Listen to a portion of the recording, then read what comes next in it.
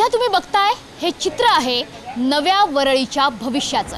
होय, ही तीच वरळी आहे जी आता कॉस्मोपॉलिटन हब होतीये। मुंबईतल्या वरळीतल्या बीडीडी चाळींचा पुनर्विकास होतोय। आता बीडीडी चाळींच्या जागी भले मोठे टॉवर उभे राहत आहेत। मात्र याच भविष्याच्या पायथ्याशी मी उभी आहे आणि माझ्या पायथ्याशी वरळीतला भूतकाळ आहे। माझ्या बाजूला आहेत त्या वरळीतल्या बीडीडी चाळी। अजूनही या बीडीडी चाळीच्या रिकाम्या खोल्यांबाहेर तुम्हाला आकाशकंदील लटकताना दिसतील। समाशनीनं लावलेली एखादी तुळस आजही तिनं आपल्याला पाणी घालावं याची वाट बघत कोमेजलेली बघायला मिळते।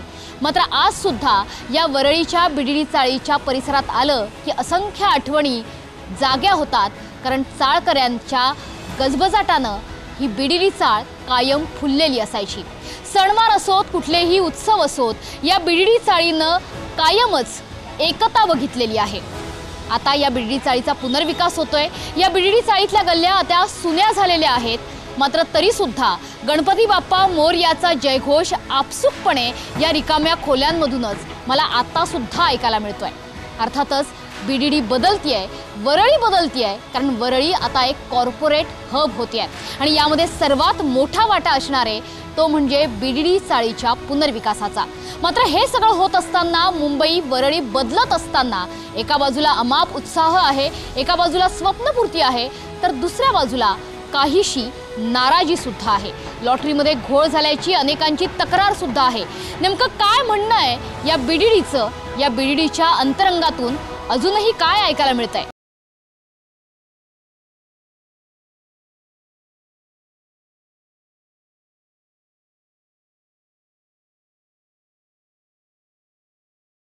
तर दुसरीकडे नाराजी अशी सध्या बीडीडी चाळीतली अवस्था आहे। अनेक जण नाराज आहेत, अनेकांचं म्हणणं आहे लॉटरीत घोळ झाला। नेमकं काय म्हणणं आहे मला सांगा तुमचं। बीडीडी चाळ क्रमांक 21 जर तुम्ही पाहिलत ना तर पूर्वी 121 बीडीडींमध्ये 21 नंबर हा सगळ्यात पहिल्या क्रमांकावर असायचा, म्हणजे स्वच्छता सगळ्या बाबतीत।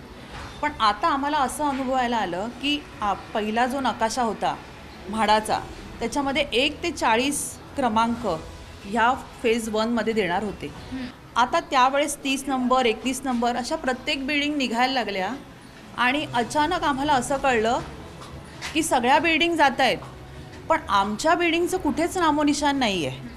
आमचा कुठेच नामोनिशान नसल्यामुळे मग आम्ही म्हटलं अन्यायाला आता वाचा फोडली पाहिजे आणि म्हणून आम्ही सगळीकडे धावाधाव करायला सुरुवात केली।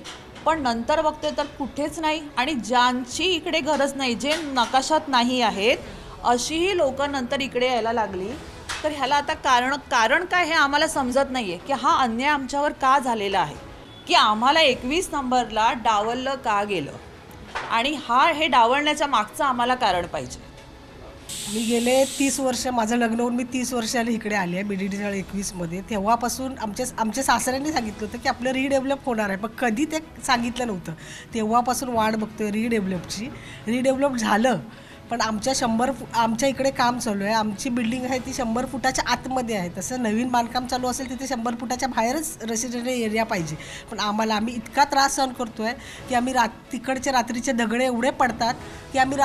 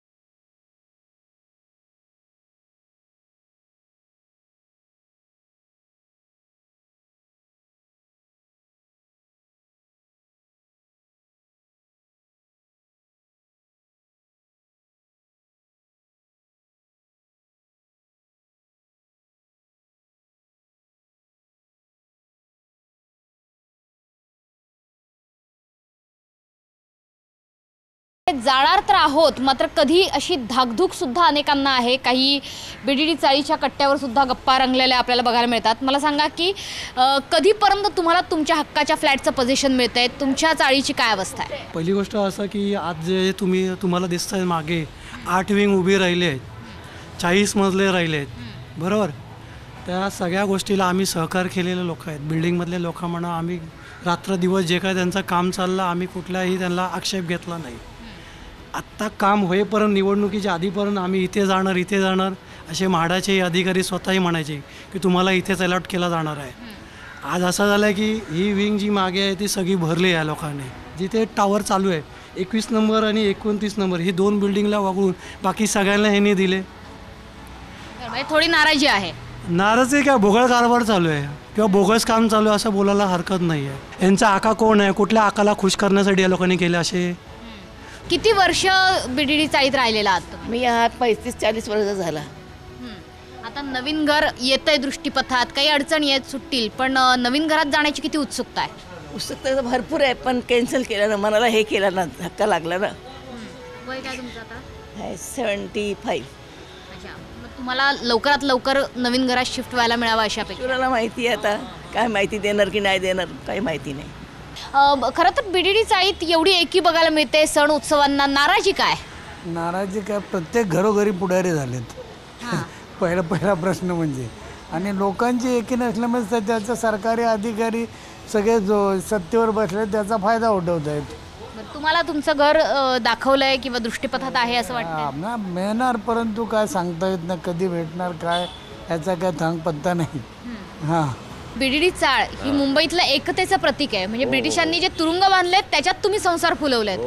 मग आता नाराजी असण्याचं कारण काय? नाराजी म्हणजे आता आपलं जर प्रगती होत असेल पुढची तर चांगली गोष्ट होती ना, पण आम्हाला डावळून लोकांना दिलं ते कोणत्या लोकांना दिलं? मी खालच्या लोकांना वरती आणलं. म्हणजे म्हाडाने प्रत्येक वेळेला काय केलं माहिती आहे का, त्याला तिकडची जागा खाली करायची होती, म्हणजे दुसऱ्या बिल्डिंग मधल्या लोकांना त्यांना वरती आणलं. समजा आता आम्हाला खाली टाकलं तर ते लोक काय बोलणार, तुम्हाला वरती जागा होती तुम्ही खाली का आलात.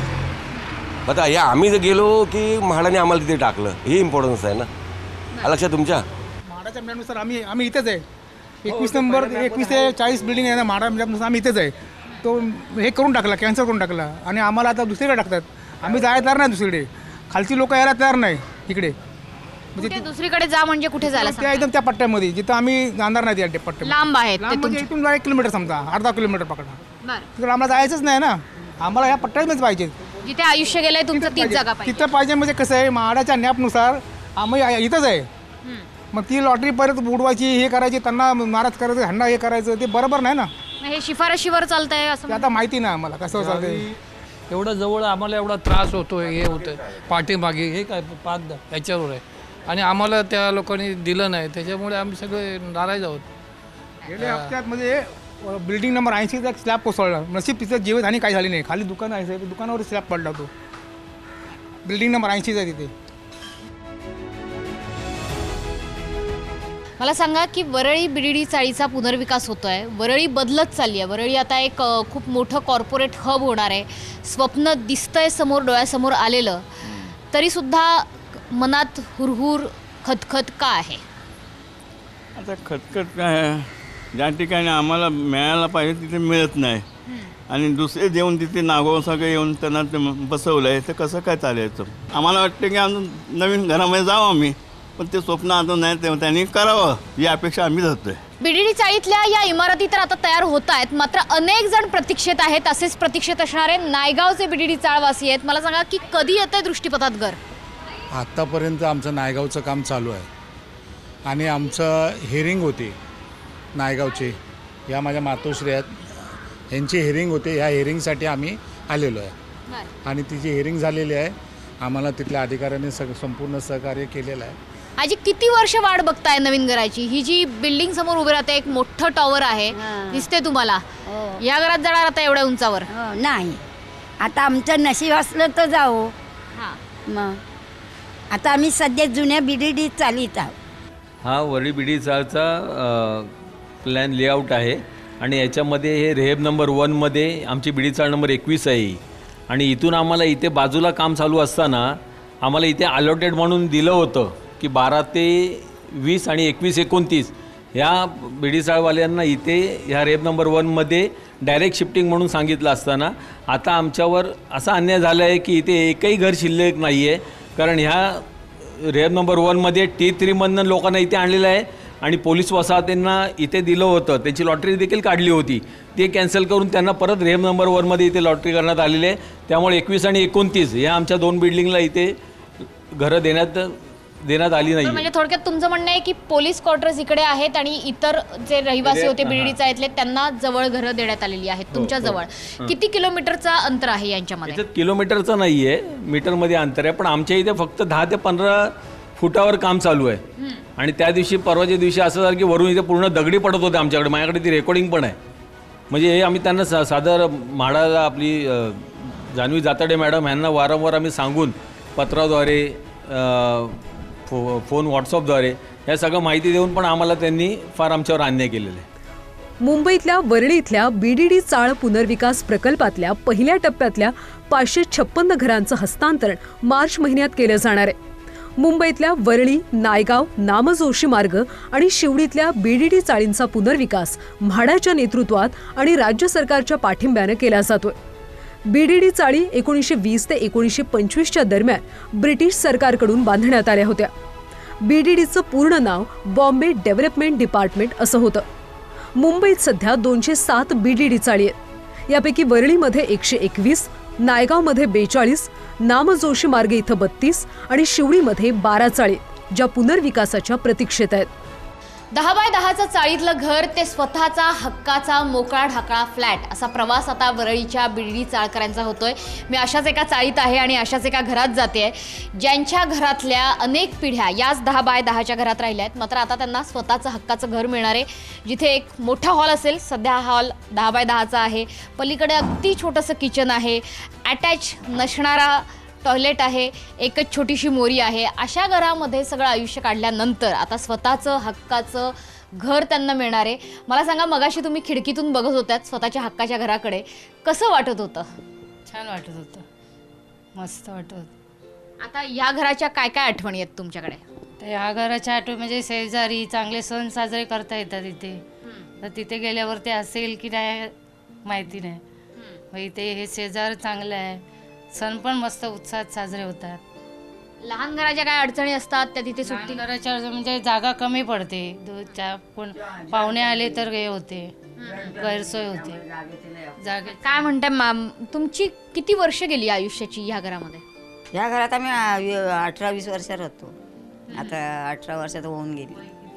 हो, आणि आता ते तिकडे राहत होतो पण ते पण छोटंच घर होतं. आता नवीन घरात जातानाची स्वप्न काय आहेत तुमची? मोठं घर, ऐसपैस? आता फॅमिली राहू शकतात ना, भरपूर माणसं राहू शकतात, पाहुणे आले तर अडचण होणार नाही, बरं वाटणार. हा, इथल्यापेक्षा जरा पण एवढात उंच बिल्डिंगमध्ये राहायची सवय नाही. आम्ही का दादर पायाने चालत होतो, आता लिफ्टमध्ये काय प्रॉब्लेम असेल काय असेल याची मनाकडे भीती वाटते. मला सांगा की हक्काची घरं काही वरळीकरांना मिळत आहेत, काही वरळीकर अजूनही प्रतीक्षेत आहेत. तुमचा नंबर कधी लागतो? आता आमचा नंबर बघी आता कधी लागतो ते, अजून तर काय आम्हाला नोटीस वगैरे लागलेली नाही, पण लवकरात लवकर नोटीस लागेल.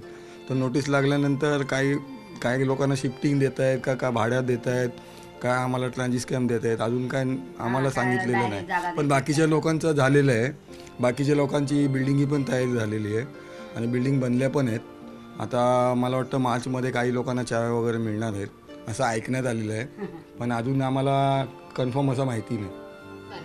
तुला मोठं घर मिळतंय तर तुला आनंद होतोय का? आणि इतकी म्हणजे अभ्यास होतो या छोट्या घरामध्ये की सवय झाली आहे छोट्या घराची आणि मोठ्या घराची? तर झाली आहे, पण आता तिकडे जाऊन कसं वेगळं असं स्टडी रूम पण बनवू शकतो, वेगळा रूम असेल तर मग थोडं हे. पण इकडे जे आमचं बालपण गेलं तसं आता तिथे ह्या मुलांना होईल की नाही ते सांगता येत नाही, म्हणजे मिळेल की नाही. तसं कसं गेलं तुझं बालपण मस्ती करण्यात?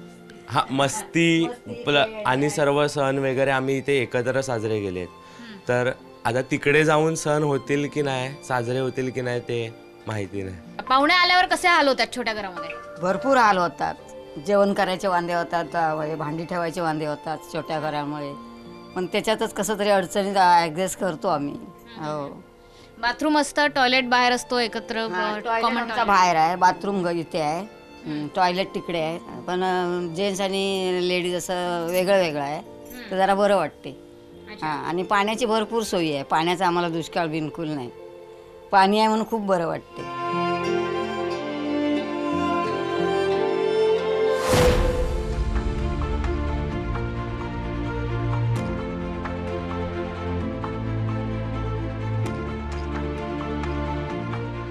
बीडीडी चाळीच्या नव्या रूपातल्या घरामध्ये तुमचं स्वागत आहे। सध्या मी ज्या घराचा दरवाजा उघडते आहे हे घर स्वप्नातलं घर आहे बीडीडी चाळीतल्या रहिवाशांसाठी, कारण ज्या घराची आतुरतेने पिढ्यानपिढ्या ज्या रहिवाशांनी वाट बघितली तेच हे घर आहे। खरं तर 10 बाय 10च्या खोलीत फुलणारे अनेक संसार बीडीडी चाळीने बघितले, मात्र 10 बाय 10ची खोली ते घर ते थेट हा हवेशीर हॉल। सध्या मी ज्या घरात उभी आहे या नव्या कोऱ्या घराची चावी लवकरच बीडीडी चाळीच्या रहिवाशांच्या हातात येणार आहे। मात्र तुर्तास आपण बघतो आहोत हा अगदी प्रसन्न वाटेल असा हवेशीर आणि स्वच्छ प्रकाश देणारा हॉल। समोर तुम्ही बघताय की बीडीडी चाळीचं हे जुनं दृश्य आहे। बीडीडी चाळी आता खरं तर खूप जीर्ण झालेल्या आहेत, खूप जुन्या आहेत, कारण तितक्या जुन्या आठवणी तितकी जुनी मनंसुद्धा या बीडीडी चाळीने जपलेली आहेत। एकेकाळी ब्रिटिशांनी बांधलेला कैद्यांसाठीचा तुरुंग ते याच तुरुंगामध्ये फुलणारे बहरणारे अनेक संसार या चाळींनी बघितले। मात्र वर्षानुवर्षांची पिढ्यानपिढ्यांची प्रतीक्षा होती की या चाळीच्या 10 बाय 10च्या खोलीतून आपण आपल्या स्वतःच्या हक्काच्या मोकळा ढाकळा श्वास घेऊ देणाऱ्या घरात यावं, आणि आता ते घर तुमच्या समोर आहे, ते घर दृष्टीपथात आहे। तेच घर आम्ही तुम्हाला दाखवतोय। सध्या मी हॉलमधून आता चालली आहे बेडरूममध्ये। खरं तर चाळीतल्या लोकांचं जगणं असं असतं की हॉल तोच बेडरूम, तेच किचन, तेच सगळं काही, पोटमाळाची एक जागा, थोडीशी प्रायव्हसी मिळवून देणारी। मात्र आता त्यांना मिळणार आहे एक मोकळी ढाकळी बेडरूम। ही आहे मास्टर बेडरूम। 500 स्क्वेअर फीटाचा फ्लॅट आता मिळणार आहे। बीडीडी चाळीतल्या अगदी छोट्याशा घरापासून ते या मास्टर बेडरूमपर्यंतचा प्रवास निश्चितपणे अनेकांची स्वप्नपूर्ती करणार आहे। या मास्टर बेडरूमला अटॅच टॉयलेट बाथरूमसुद्धा आहे, अगदी अद्ययावत अशा सुविधा आहे। त्याच्यामुळे अगदी ज्येष्ठ नागरिक असतील तुमच्या कुटुंबात तर त्यांचीसुद्धा अगदी विशेष काळजी घेतली जाणार आहे। सगळ्यात महत्त्वाचं जे स्विचेस, जे इलेक्ट्रॉनिक उपकरणं आपल्याला गरजेचे असतात घरात वापरण्यासाठी, त्यासाठीचे स्विचेससुद्धा अगदी सुरक्षितरित्या या ठिकाणी बनवलेले आहेत। अद्ययावत तंत्रज्ञानाचा वापर केला आहे। इतकंच नाही तर fire system he in house देण्यात आलेली आहे।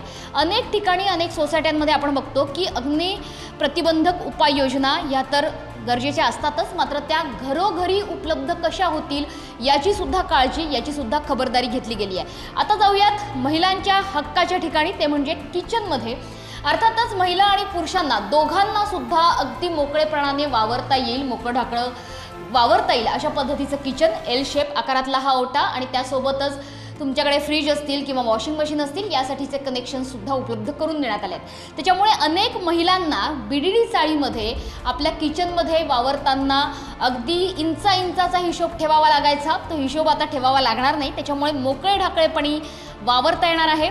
ज्या पद्धतीने मास्टर बेडरूममध्ये एक अटॅच टॉयलेट बाथरूम मिळालं होतं, तसंच आणखीन एक अटॅच कॉमन टॉयलेट बाथरूम हे सुद्धा असणार आहे। खरं तर बीडीडी चाळीत राहणाऱ्या अनेकांच्या आठवणी असतील की कॉमन टॉयलेटमध्ये त्या रांगेमध्ये अनेकांना आपलं आयुष्य कंठत बसावं लागलेलं होतं, मात्र आता ती सुद्धा सोय तुमच्या हक्काच्या फ्लॅटमध्ये असणार आहे। त्याच्यामुळे कॉमन टॉयलेटच्या रांगेमध्ये ज्या बीडीडी वासियांनी आयुष्य काढलेलं आहे त्यांना आपल्या हक्काच्या घरात हा एक हक्काचा आसरासुद्धा मिळणार आहे। आणि ही दुसरी बेडरूम आहे, ही सुद्धा तितकीच हवेशीर आहे।